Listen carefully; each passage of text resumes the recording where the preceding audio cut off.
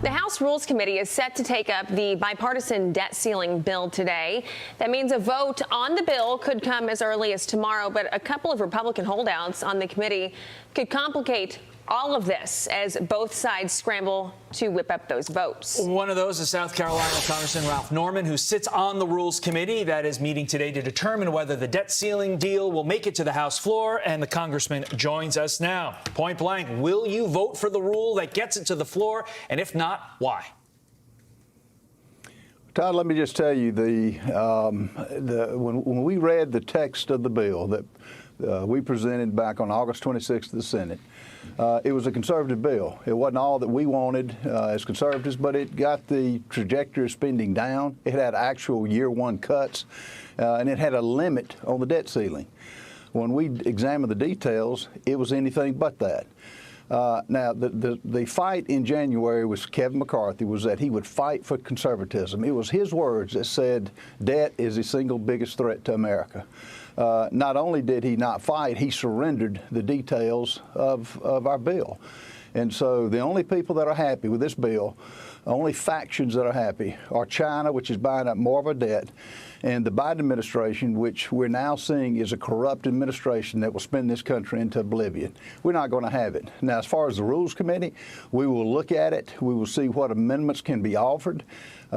If it's a closed rule, meaning no amendments and accept what we saw in print, it's a no-go for a lot of us.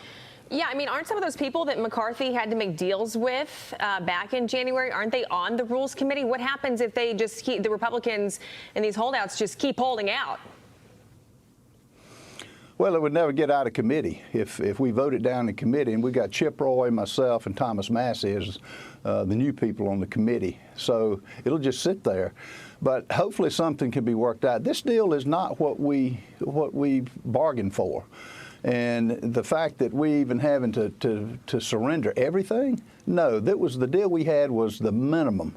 And America deserves better than this, and it's just not in it. And I don't understand why it went from a conservative bill, limit, save, and grow, which it did, to basically give it in on every point. And the biggest single thing that is so wrong about this, the $1.5 trillion that we've had in there as a limit is basically taken off. And it's he could spend $4 trillion, he can spend $10 trillion.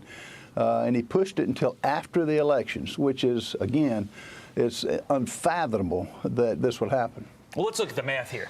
We had Chad Pergram and our Fox team look into this, and we could not find really one instance in the modern era of any minority members on a committee voting to move things through to the House floor. So if none of the minority members on the Rules Committee are going to move this through, and you have a bunch of holdouts, including yourselves, not moving it through, this thing is not going to go anywhere, to your point. And so at this point, are you willing to go past this ever-moving default day, I believe it's now June 5th, without a deal?